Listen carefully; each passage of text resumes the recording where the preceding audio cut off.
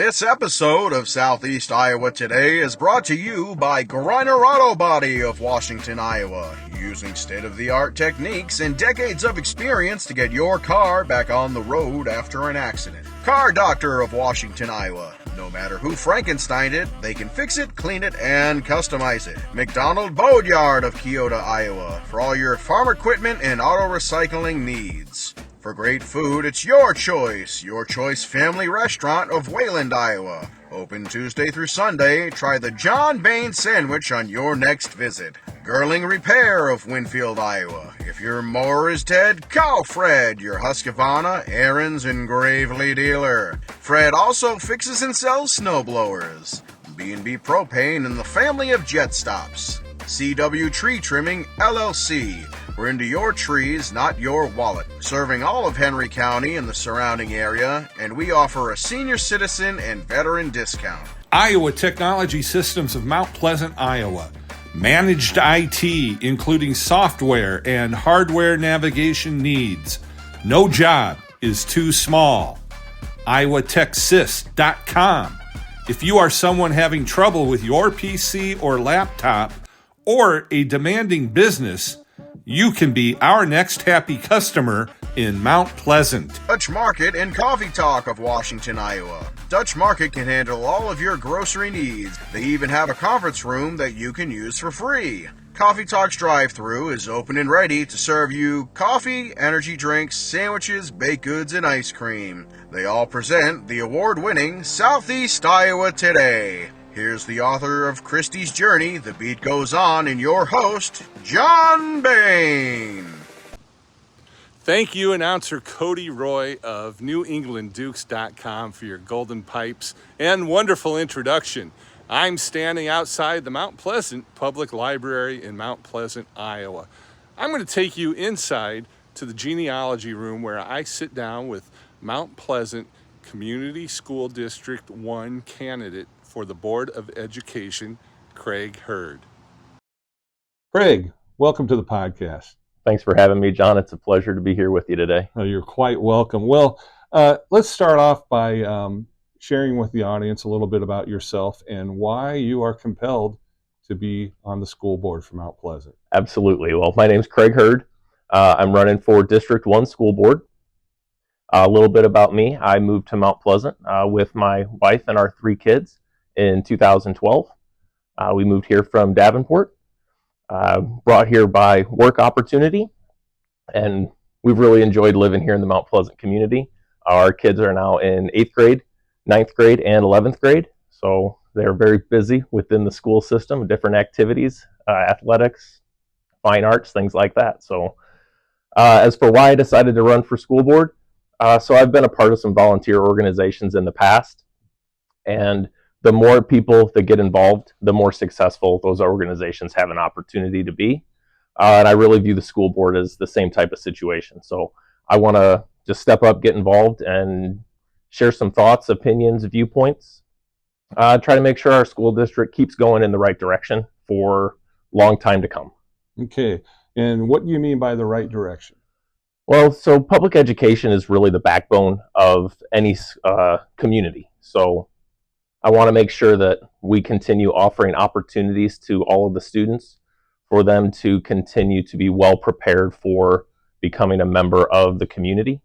Some of them might not end up staying here, but we want to make sure we provide great opportunities so that students are compelled to want to stay here, but when they do, that they're ready to be a member of different avenues that we have here. So we have healthcare, retail, manufacturing, small businesses. So we have a great variety of different opportunities for kids to get involved in. So I want to make sure that we keep offering those opportunities for good programs to prepare them for any of those avenues. Well, I like hearing that because one of the questions I have later on down, but I'm going to move it up to closer to the top, is how do we get Mount Pleasant high school graduates to stay in Mount Pleasant after graduating from college? How do we get them back here? I think a big part of it is you have different organizations within Mount Pleasant, and a lot of them like to say, well, that's their responsibility. That's them. So you have the chamber, you have the school system, you have city government. it's really a group effort where all those organizations need to work together to really show the students that Mount Pleasant is a great place to live and highlight all the different opportunities that we have here. Lower cost of living compared to bigger cities, but you're still close to some of those amenities. So it's really a good balance point. But just, I think that's really a good highlight point of the balance that Mount Pleasant does offer. And if you're looking for a place to raise a family, it's a great place to do that. So I agree with all that from what my observations. So how do you get a high school junior or high school senior that hasn't seen the world yet to realize that, hey, there's a lot going on for me here? I think there's a lot of opportunities for the school district to partner with some of the different businesses in the area for job shadowing type opportunities. So spend a couple days at the hospital and see what different types of career opportunities are there. Spend time with some of the manufacturers if that's something that someone's interested in. So really improving that amount of educational information that's available for students to show them that it's not just we have a high school and some athletic competitions and that's it in the town. Right. Very well. The current school board is on a superintendent search, and what do you know about it? How's it going? What processes do you know they're implementing or should be implementing, so we don't get another Des Moines school district where they hired a felon and an illegal alien as their superintendent? Well, I do know that the consulting firm that Mount Pleasant is using to search for their superintendent is the largest. Well, I don't know about the largest, but they do the most superintendent searches of any firm within the state of Iowa. So they should have a good, strong background there for that. I think we'll definitely want to make sure that the school district does maybe a third-party verification for identity just to make sure that there isn't a gap, or at least verify what process was used there, because that's a really bad situation that they're in right now, and definitely don't want that in our It sure town. is, and you think in the 21st century, how does that happen by accident? I have no idea. Me neither. Me neither. What are your thoughts, Craig, on the great alike concept? Well, I think that there's research that supports both sides of it.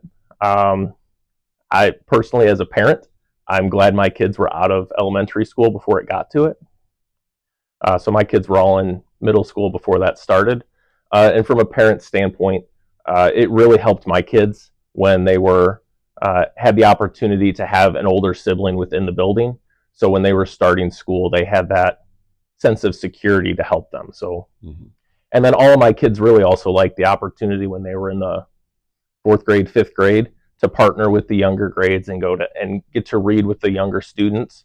And they enjoyed that when they were younger as well. So I definitely think there's a lot of value in the neighborhood school concept. Okay, and I just by listening to your response, I'm thinking the younger kids are getting the experience from the older kids, who are closer to their age. Yep. And there's education in that. Yeah, there's peer education as well as directly from the teachers and administration. Well, the board in recent months have shared their thoughts and concerns in consolidating the elementary schools in the district. Is that a good or bad thing? Well, I get kind of confused by the whole concept because there's talk about consolidating down to 4 elementaries, but all of the conversations around the elementary schools is that there's not enough space.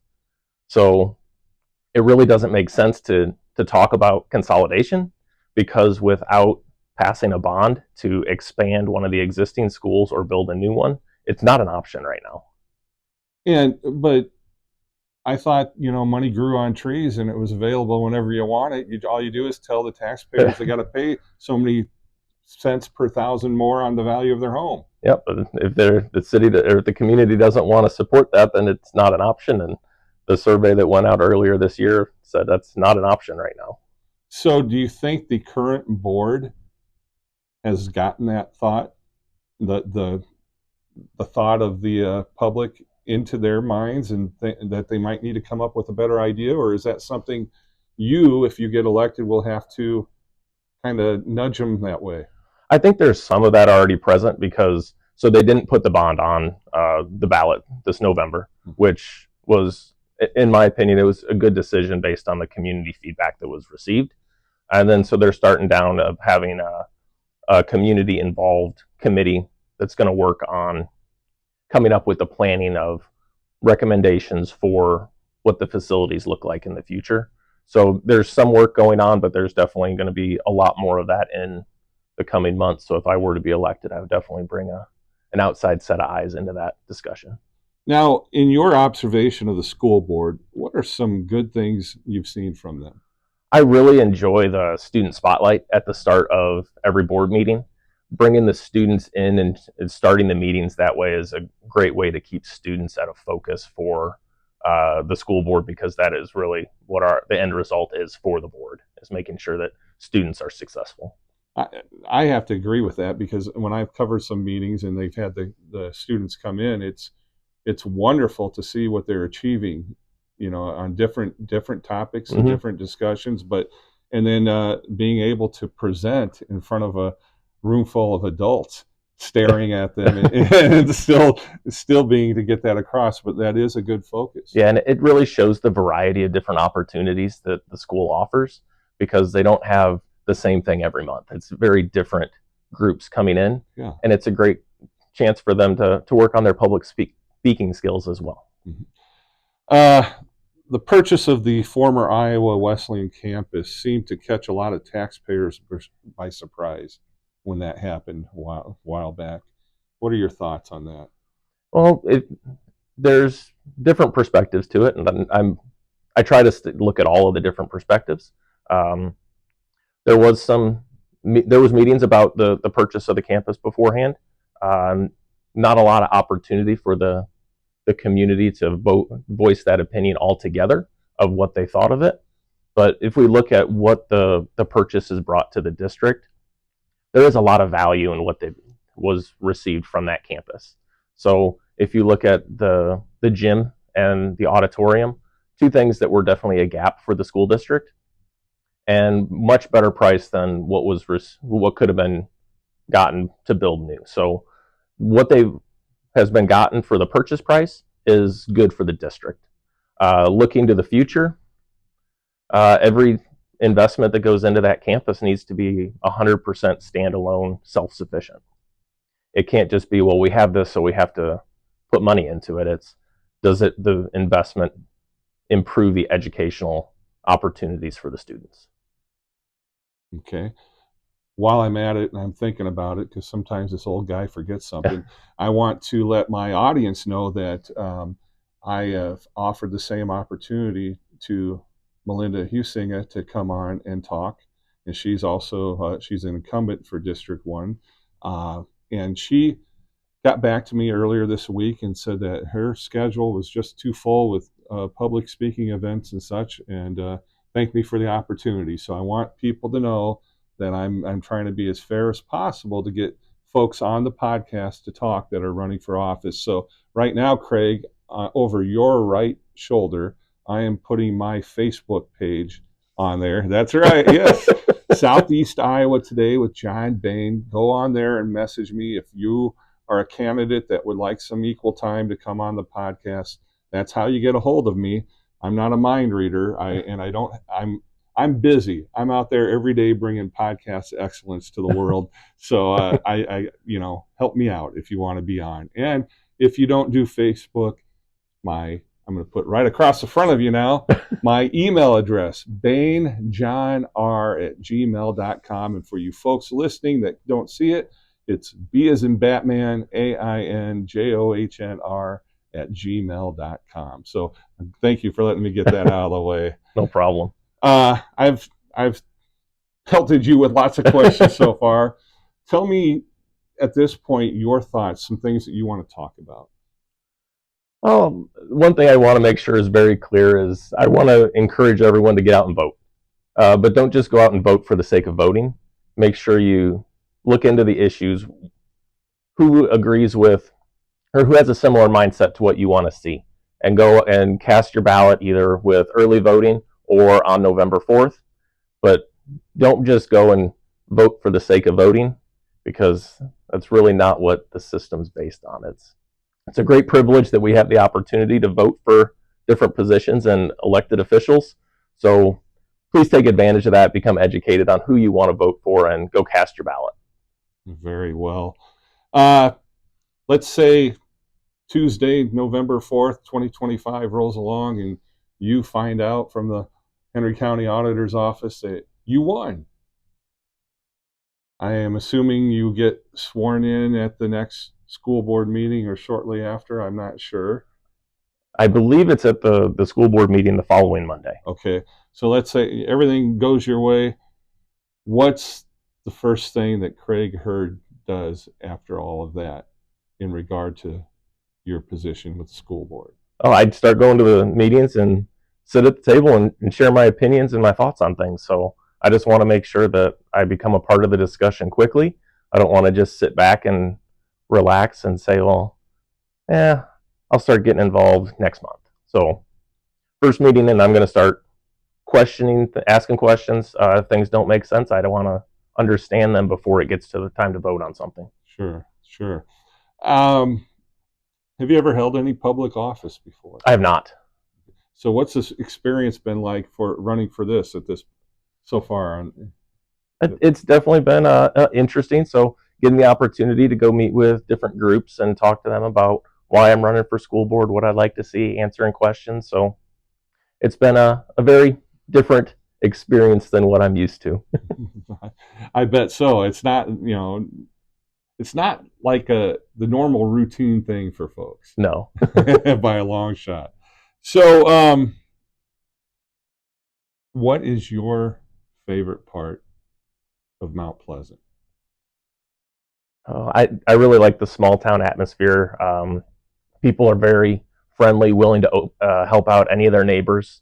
Not necessarily the case in bigger communities. So I grew up in one of the suburbs of Chicago, and I lived in Davenport for a while. And Mount Pleasant is a much more open community to help people out when they need something. So I just love that atmosphere. Very well. If you were, if you're elected onto the Mount Pleasant Board of Education, everywhere you go, as long as you're holding that office, you will be an ambassador for the Mount Pleasant Community School District. What are you hopeful that you can say to people when you're in that position that exemplifies the Mount Pleasant Community School District? Oh, I just want to be able to point out the quality of the students that are coming through Mount Pleasant, and really want to set us up as a benchmark for what public education can bring to a small community. Very well. Think back when you were in elementary school up there in Chicago suburbs, you said. Mm-hmm. What, as a student, reflecting back now as an adult and looking back, and as far as you can remember, what made you uncomfortable as a student, and what made you comfortable, and what were the side effects that led to what you would consider better learning? I think what really made it comfortable was having those people that you knew side by side with you in the classroom. If you didn't know what was going on, or if you needed help with something, there was always somebody there that could help. So having the small school that people could develop those relationships is really what made things comfortable. What made it uncomfortable? I can't really think of anything at the moment. Mm-hmm. I went to the same school from kindergarten through 8th grade. Okay. So it was really that same group of people. So it was uncomfortable to start with, because it was going into that new building, not knowing what to expect. But that was probably what made it uncomfortable the most, was the unknown. Do you remember and recall a favorite teacher or two? My 2nd grade math teacher. She was just a great teacher. She really had a knack for helping kids to understand the material. She was very experienced. She was the same teacher my dad had at the school. Wow. So she had been there long enough to teach the full next generation. So I was the youngest in my family, and so we all had her as a teacher. So. That's really neat. That had to be a neat experience. It was. For her too, I'm sure. Yeah. Yeah. I think back when I was in school, and I have several teachers, and I can still name my kindergarten through sixth grade teachers, all the homeroom teachers. I can still name everyone, and it's so important to have good teachers. And I know you as a board member and the other board members, they are not involved in hiring the teachers, but the thing that they can do is hire a superintendent that will hire those good teachers. And I want to get back to that search a little bit. I know that it's going on right now. Uh, do you anticipate it'll be over before the election, or before you're in place, or do you think you'll get some input on this? The way the timeline has been explained, if I am elected, my understanding is that I would be a part of the final selection process, because it'll be mid-December when that's supposed to happen for bringing in the final candidates for on-site interviews in person. So I should be able to have an opportunity to take part in that. So what if you get elected? What are you gonna put into that? What are you gonna say? Hey, we need to make sure this, or A couple of important things I think for a superintendent is how do they interact with the community and bring the community into the mix, but then also how do they work with teachers to develop them. Teachers are one of the most important parts of a district, and how you get that consistency from year to year with having consistent, high quality teachers is really what's going to build an education system. So those are kind of two of the most important things for me, is the community aspect, and then how do we keep and develop our teachers. very well. Mount Pleasant Community School District. It's big business. We're talking millions of taxpayer dollars that are spent in the education format in this community. What are the things that you will do to make sure that those purse strings are held as tightly shut as possible for the taxpayer, but opened and used appropriately when needed? Well, I work for a fairly large company, so they tend to try to control the money pretty tight. So what I've learned is you have to look at every investment and what's the value in each investment. So does it bring value to the students? If it's bringing value to the students, it's a good investment. If it's not bringing value to students, it needs to move down the priority list, because there's only so much money available. We need to focus on what makes the most impact for the students in the district. Very well. I lost my train of thought. I did this other day in an interview. It's because I'm listening to you and I want to focus and absorb, and then I'm looking at questions and such. But just tell me how to get a hold of you. That's what I was trying to think of. I told the folks here how to get a hold of me in case they want to come on and they're running for office or anything. How do voters that might have questions for Craig Hurd get a hold of you before November 4th to help solidify their decision? Well, I'm not on Facebook, but my wife is. She's my campaign manager. Okay. So they can get in touch with her. So any questions can be routed through that. Or I don't have any more speaking engagements lined up because I'll be out of town for work this week, but that'll be the best avenue, because even when I'm out of town, I can still answer questions through her. Okay, well, I'm not a mind reader, and neither of those folks listening. Her name is Laura Hurd. Laura Hurd, okay. Laura. Laura. Okay, and of course Hurd, and she's on Facebook. Yes. Okay, so Laura, you might get inundated with some questions, so be ready for that, campaign manager. We're at 21 minutes and 54 seconds of podcast excellence, and what makes it podcast excellence is you with your responses. Me, not as good when I'm like, hey, what's the next question? But is there anything more that you would like to add and share with the potential voters that may be considering you for the office on school board? Oh, no, I've been attending the school board meetings since last summer. I try to attend all of them. Sometimes I can't make it, so I listen to the recordings. And even if I'm not elected, I'll continue to do that. So I can still continue to be a voice for the community, just not in a voting capacity. So I that's really the main thing. Is I'm not coming into this unprepared. I have been gathering information and getting involved with some of the school board meetings already. So feel free to cast your vote for me. Very well. Craig Hurd, it was a pleasure meeting you. You are the candidate for District 1 of the Mount Pleasant Community School District Board. You are the candidate. You're running against Melinda Husingen, and we wish you the best. It's been a pleasure meeting you, and you're always welcome to come back on. All right. Thank you very much, John. I appreciate it. Thank you. Craig Hurd shared a lot of information. It was a good discussion today. I thank him for being on.